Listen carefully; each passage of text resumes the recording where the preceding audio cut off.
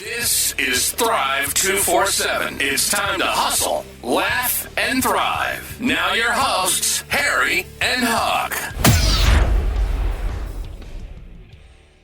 Hustlers and dreamers, welcome to the very first episode of Thrive 247. I'm Huck, and my co-host is my friend and fellow hustler, Harry. Hey, hello, Huck.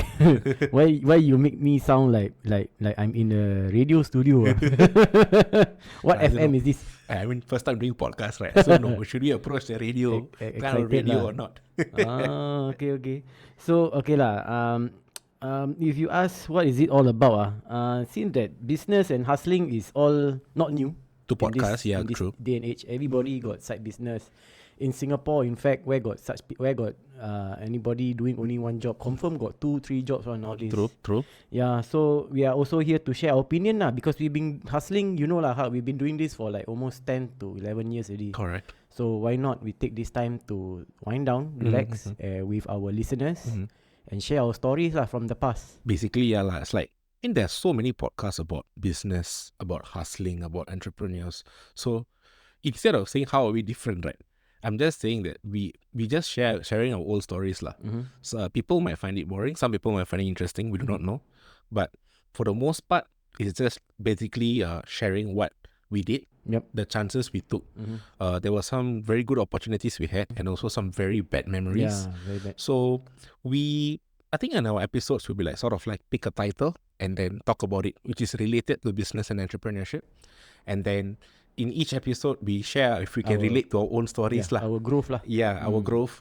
And I mean, so Harry and I, just for context, we ran a wedding business for like over 10 to 11 years, if I'm not wrong. We are all old already lah. Correct. So Harry and I, we have been running a wedding photo video company for like over 10 years before we started pursuing our own ventures, separate ventures. So currently I run a digital marketing agency. And Harry? Yeah, I nowadays doing part-time wedding photography, but not like last time lah, full-time or in and out every weekend. So right now I'm also doing IT line. Okay, full-time IT lah. Yeah. Right. Yeah, so most of our stories will be from the past because we used to do this like for 10 years. Yeah. And currently we'll be talking about current topics which is of current interest. Yeah. Related to the hustling and Yes. the hard work that you put in. I know you guys out there hustle, sweat, blood, tears, maybe feeling a little bit depressed from not getting customers. It's okay. You can listen to our podcast. Maybe you feel entertained. You will learn a thing or two from our journey. Correct. Our high ends, our low ends, to you lah, to our listeners out there. We are in no way here to say that we have been very successful people. So No, we we are are here to teach you, what to do or how to do it. We experience more failures Yes. than success, but Yes. we did taste success at some point of time. So we're gonna just give you insights of like how our mindsets were, what were we thinking, how did we do our work. So we'll be sharing, those stories together with some of our best practices which we think we did. And all right, so let's just get started with our first episode then. Let's go. Are you a hustler? Are you a dream chaser? Do you want more out of life? Want to live life on your terms? This is Thrive 247. Okay, on our very first episode today, we'll be diving onto this question that everybody, is holding back. A lot of people even wanting to start. So they don't know whether should I start, should I not start. So the question is, do I have the skills to start a business? Yeah, I mean, how many times have you stopped ourselves from pursuing something because we feel that we are not good enough, or we are too old to start picking up a new skill? Like sometimes we think, hey, I have a business idea, but then we don't really do it because you feel like to pursue this business idea, I need a few more skills, and I am too old to pick it up. Yeah, for myself back then, how I started was it was a hobby. Back then I only have the iPhone 3GS, I think. That was quite old lah. The behind like half a shell like that. And it was given to me by my late father. Okay. I don't know where he got it. because Okay. I don't think he bought it for me.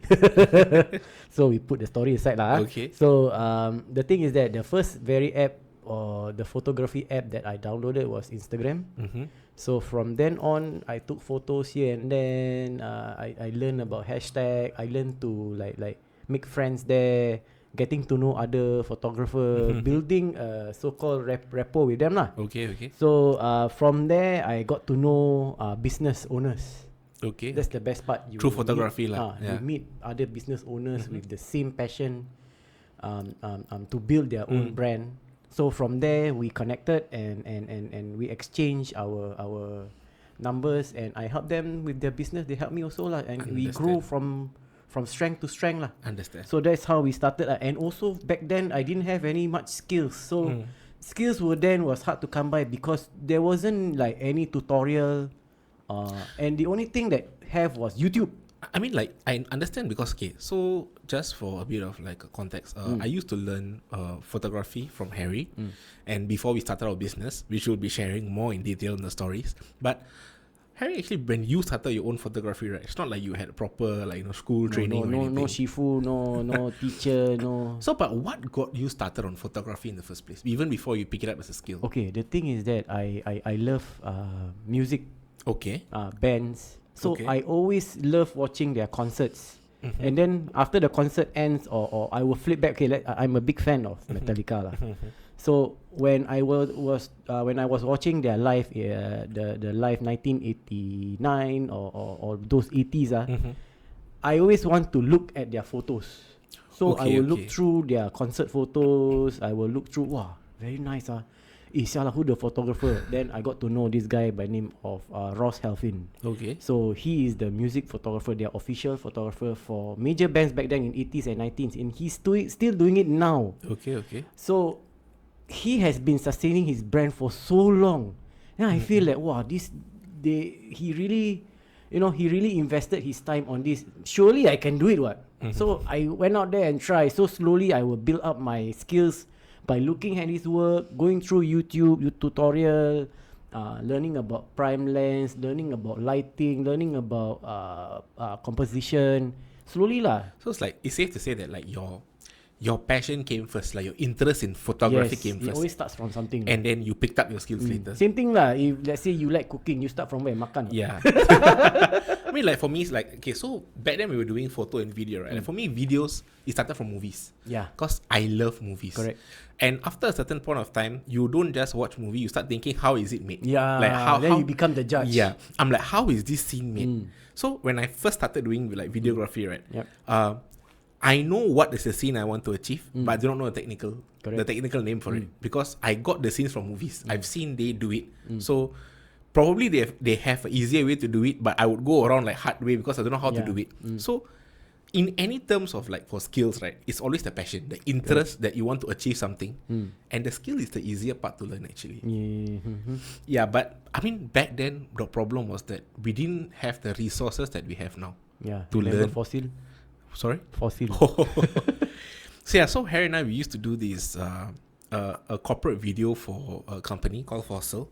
Very familiar with Fossil watches, right? So we did a corporate video for them, and we had interest. We sort of know what we wanted to do for them. It was, if I'm not wrong, it's about their Southeast Asia launch of their office, I think. Okay, so they have the internal program. They were trying to share about their launch Singapore's branch to their overseas company. So it's an internal thing.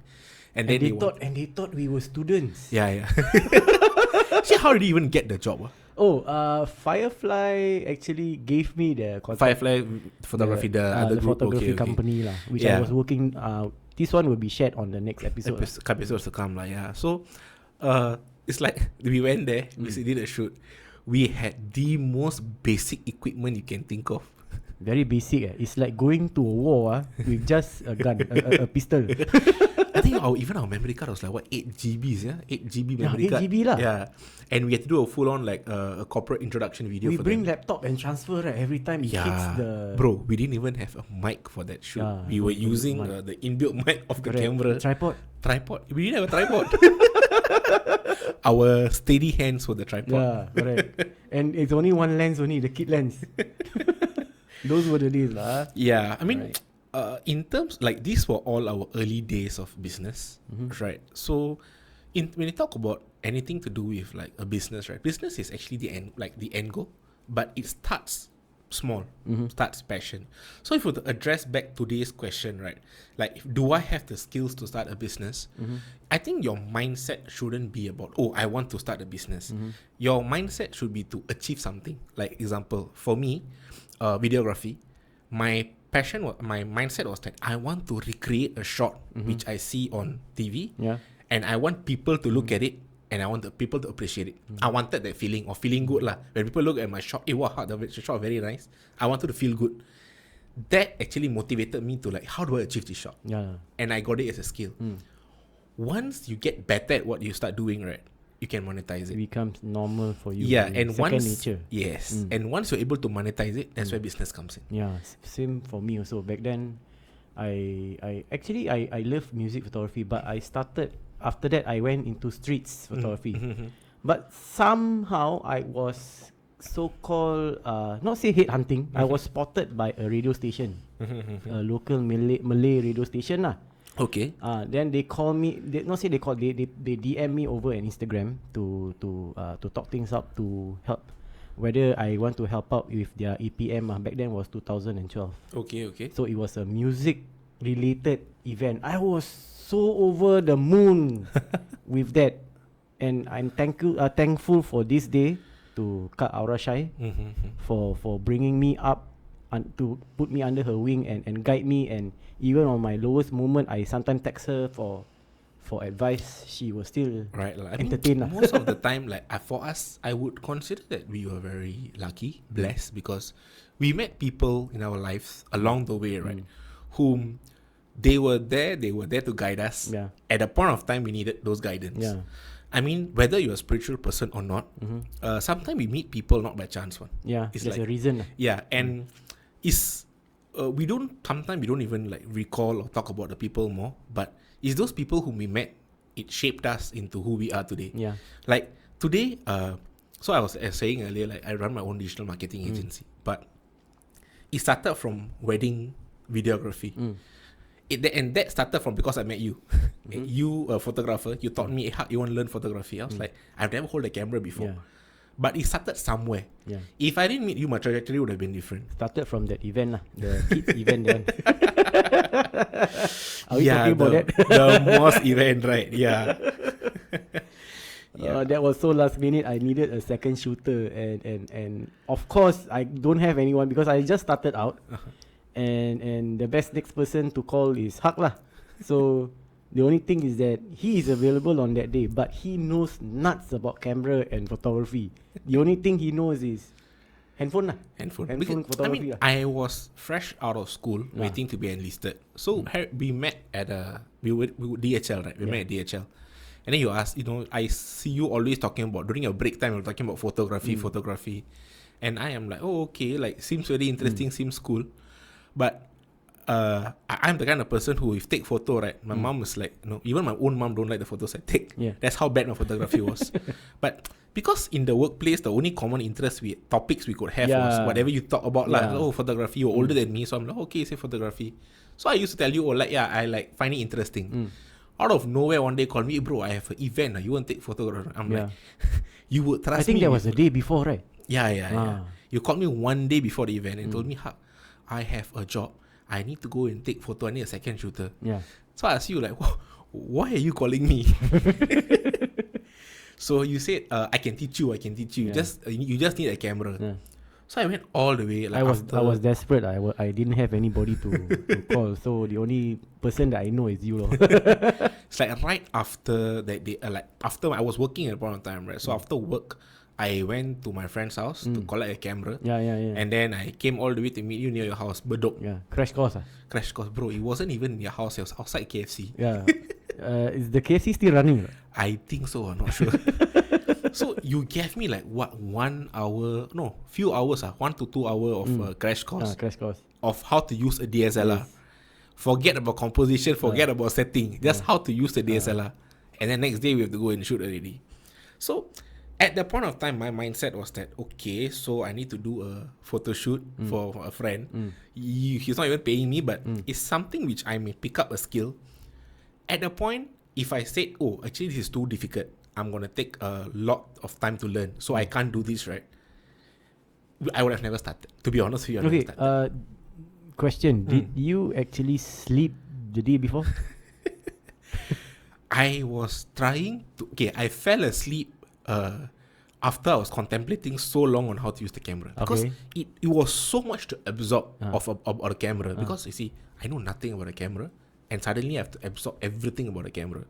So it became quite stressful. But I keep telling myself, because I was younger, I guess. Keep telling myself, just go. Okay, what did you shoot at home as your test shots? I took out my Batman figurine lah, put on the floor lah, shoot. Like, remember, I put Batman figurine on the floor. Then I'm lying down taking a shot. My father walked past, he looked at me. He looked at the Batman toy, he looked at the camera, he looked at me. Then he walked away. That judgmental look on his face. So I was just trying to practice okay, because I've seen you do before that I've seen you do toy photography. So I was like, oh okay, toys I can practice at home. But it was such a funny scene. My father walked in, like your teenage son. What were your teenage son doing in your room? They walk in, he see me toy on the floor. Better than doing drugs. Yeah.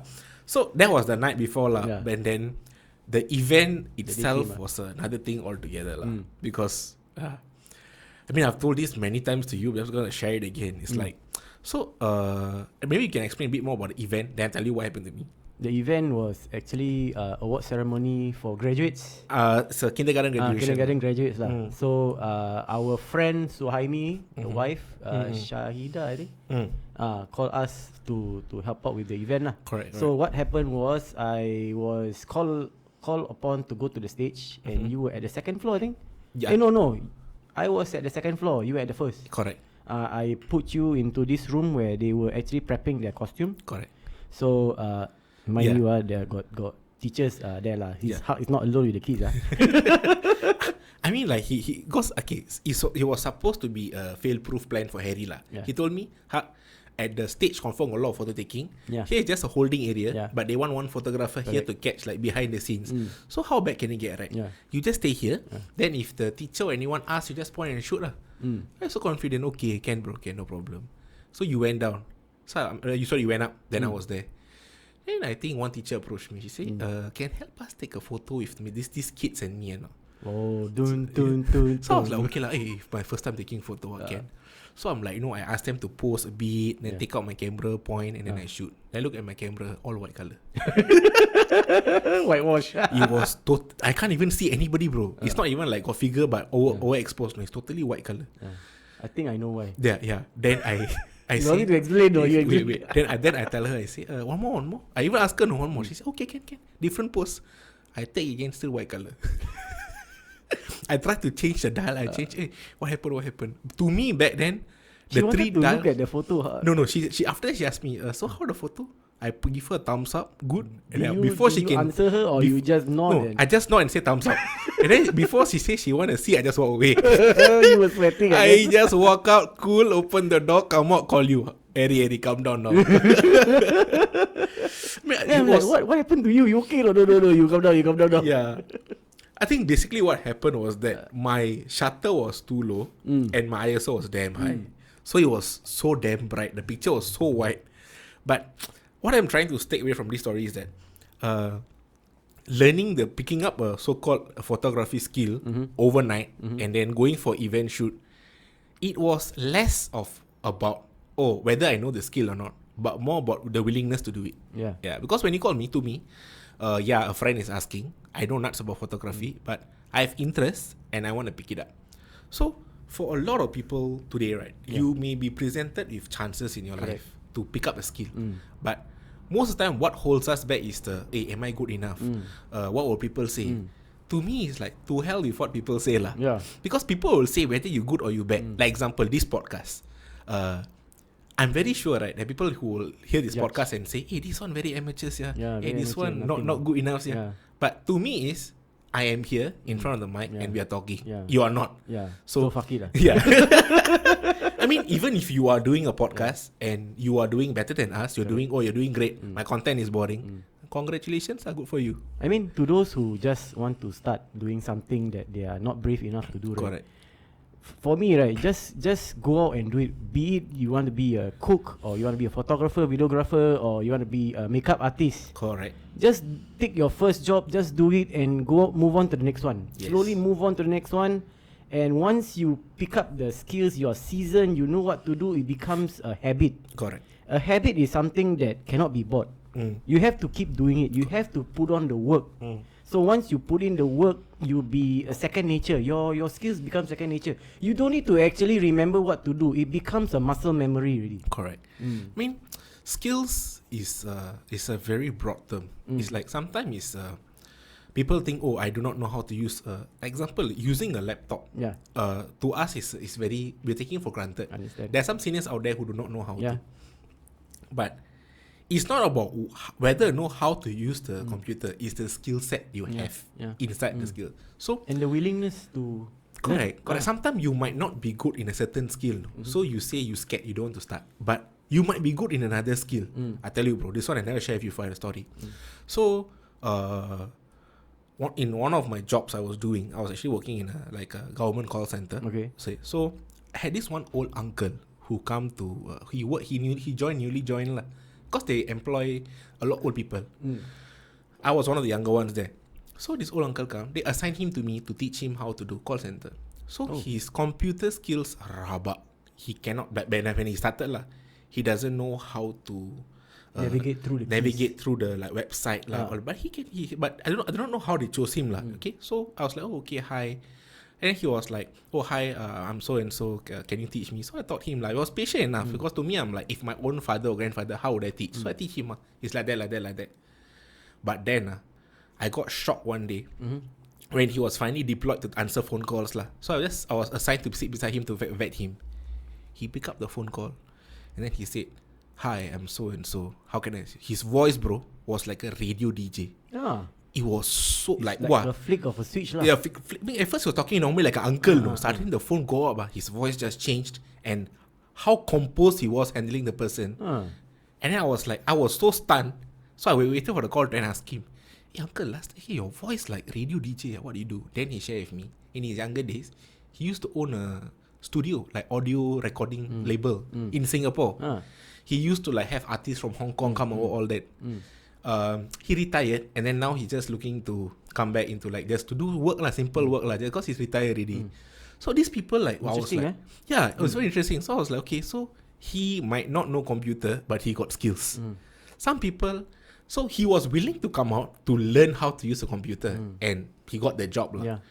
That got me thinking in like how many times have we not do something because I can't do one aspect of it, but I know everything else, but I stop because I can't do one aspect. Because of that one thing. So most people out there, that is what's stopping them. And I personally feel if they can just forget that one thing you cannot do, think about all the things that you can do.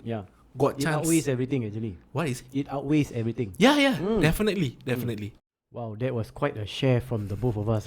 Yeah. It was quite a journey. Yeah. So we move on to the next one, which is like we want to discuss the people who do not believe in what you do and how to silence that inner doubting voice. Yeah.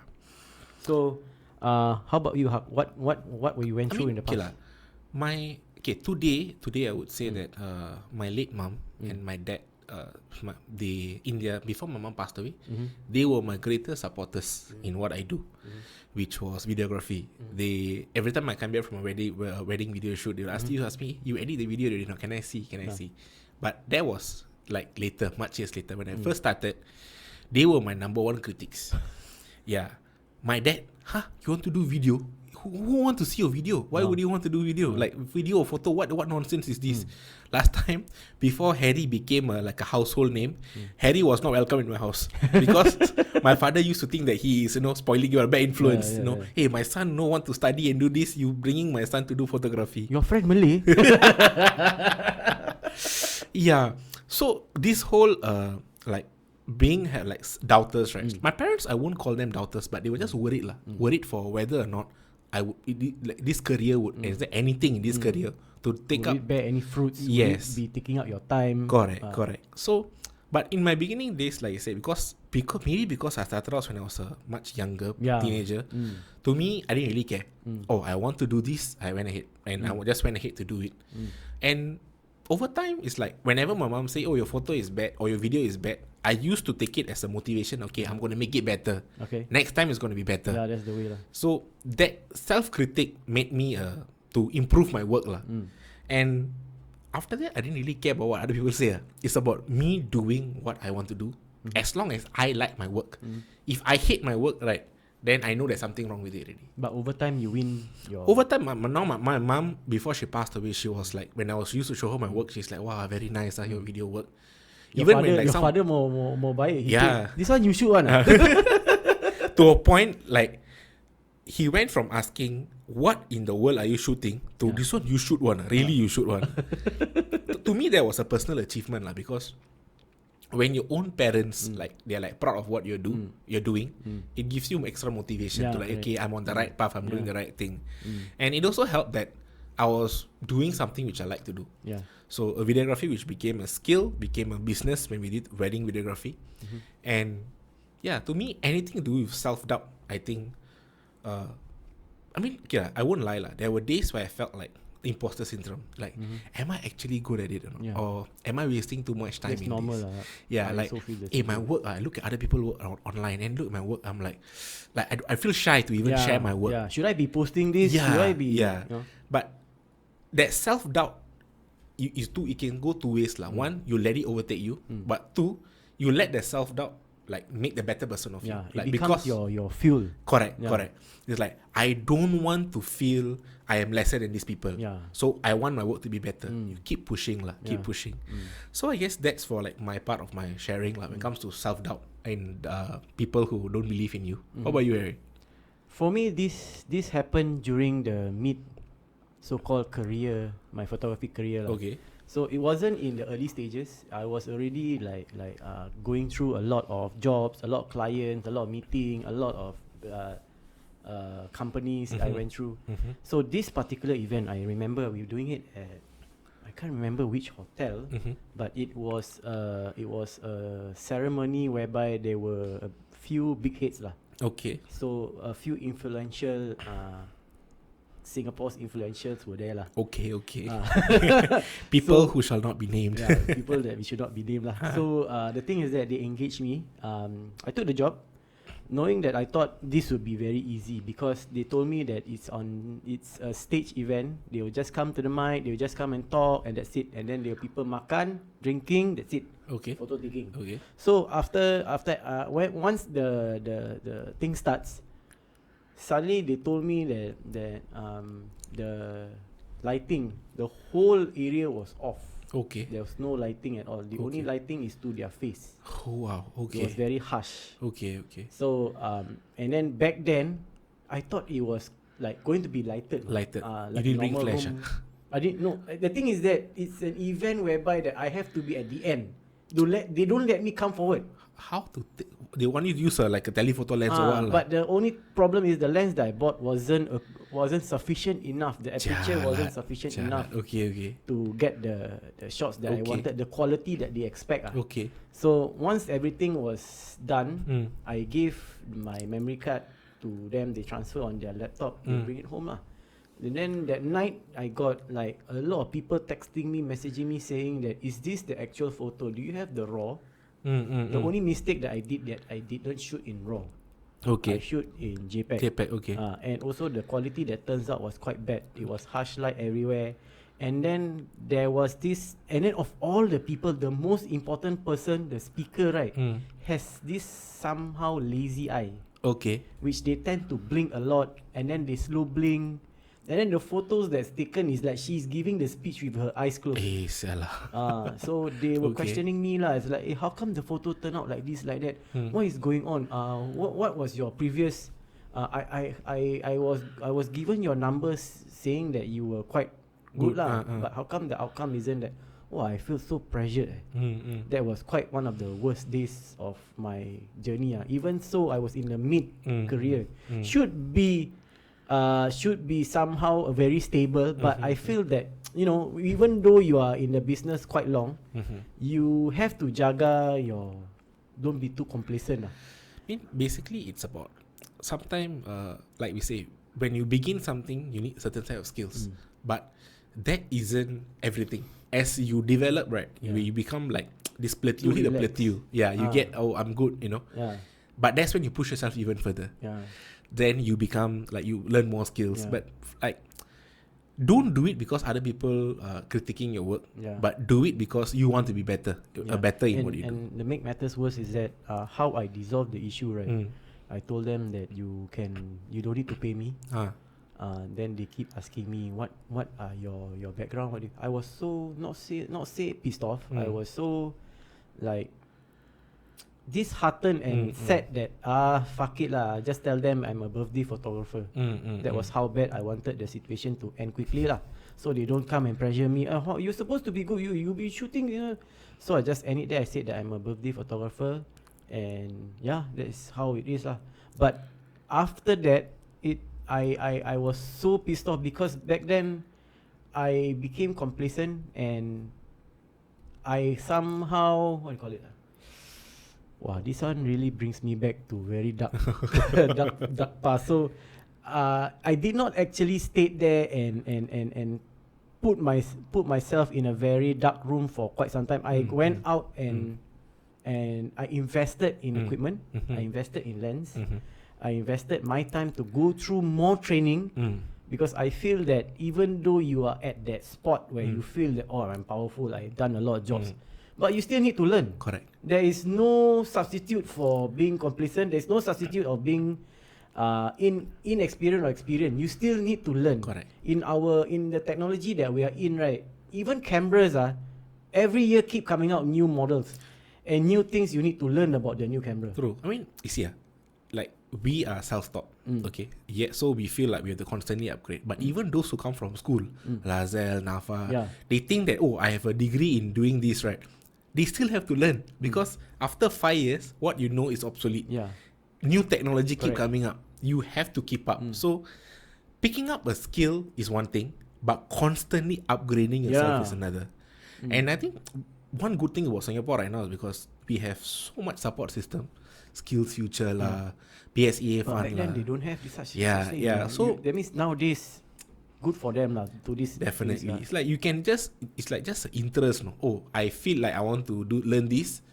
You just go pick up a course, choose a course. I'm sure one of them offering a course. You don't have to pay for it. Use the Skills Future to pay for it, and then you have a new skill.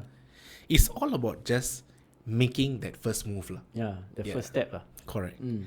And with that, there you have it. Fellow dreamers and doers, our very first episode of Thrive 247. Don't forget to hit the subscribe button or follow button or wherever platform that you might be listening to us. I mean, this is our very first episode, so we also don't know how will it turn out or how is it supposed to be. But like what we spoke about in this episode, we just told ourselves, instead of worrying so much, let's just start it. Just do it lah. Just do it, and that's how we started.